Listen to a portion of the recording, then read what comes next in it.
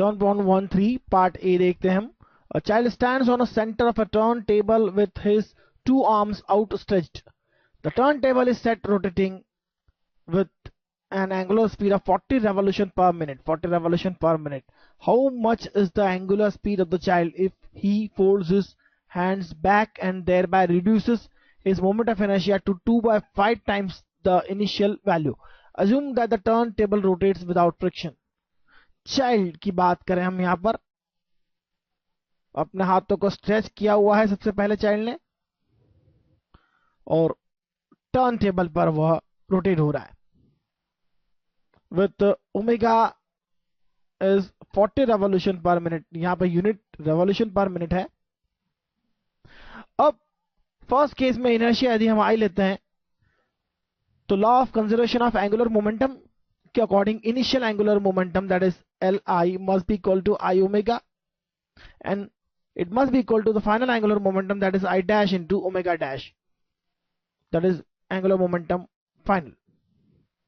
यहां पर I dash 2 by 5 times I है, तो आप देखिए I omega that is I dash that is I into 2 by 5 times.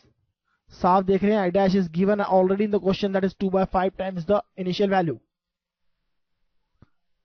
So we can find omega dash. Omega dash is simply 5 by 2 times the omega. That is 5 by 2 into 40. That is 100 revolution per minute. अब हमें क्या पूछा जा रहा है? Show that child's new kinetic energy of rotation is more than the initial kinetic energy of rotation. How do you account for this increase in kinetic energy? Kinetic energy increase कैसे हो जाएगी? काइनेटिक एनर्जी क्या होती है आप सबसे पहले देखिए. काइनेटिक एनर्जी क्या हो जाएगी? काइनेटिक एनर्जी होती है हाफ आई ओमेगा स्क्वायर. आप यदि इसे इस तरह से लिखते हैं half I omega into omega, तो आप देख रहे हैं I omega is I dash omega dash which is constant, और ओमेगा नया जो ओमेगा होगा आप लिख सकते हैं काइनेटिक एनर्जी फाइनल के लिए आप लिखिए यहां पर आई डैश ओमेगा डैश.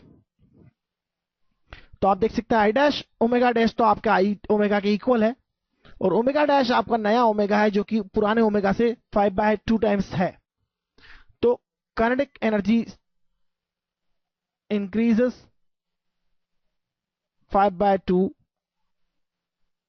टाइम्स. ये बड़ा आसान है यहां पे देखना, because omega dash is 5 by 2 times omega. ये साफ देख रहे हैं हम यहां पर. जवाब देना चाहते हैं how do you account for this increase in kinetic energy. यदि आप इस मास को अपने पास ले जाते हैं, क्योंकि यह आप चाइल्ड जो है वहां पर अपने हाथों को फोल्ड कर रहा है, तो इस मास को अगेंस्ट सेंट्रीपिटल फोर्स आप कहेंगे, यहां पर सेंट्रीफ्यूगल फोर्स आप कहेंगे टर्न टेबल की रिस्पेक्ट में आप देखें तो उसके अगेंस्ट आप वर्क डन कर रहे हैं.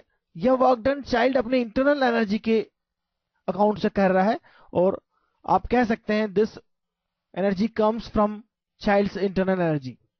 यह एनर्जी काइनेटिक एनर्जी जो इंक्रीज होगी यह चाइल्ड की इंटरनल एनर्जी से प्राप्त होगी.